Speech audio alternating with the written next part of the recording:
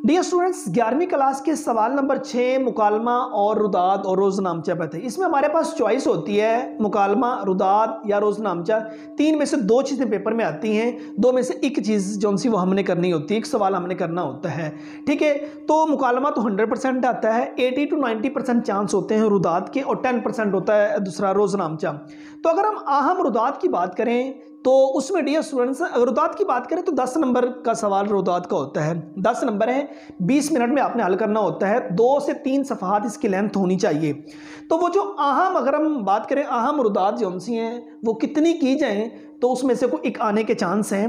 तो उसमें dear student देखें, आपके पास सबसे पहले जलसा सीरत नबी सल्लल्लाहु अलैहि वसल्लम, इसको अच्छी तरह से याद कर लें।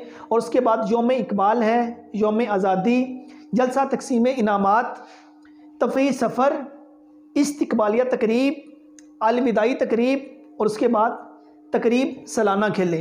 ये तकरीबन आपके पास 8 से 10, 1 2 3 4, 1 2 3 4 5 6 7 8, ये तकरीबन 8 रुदात आपको बता दिए।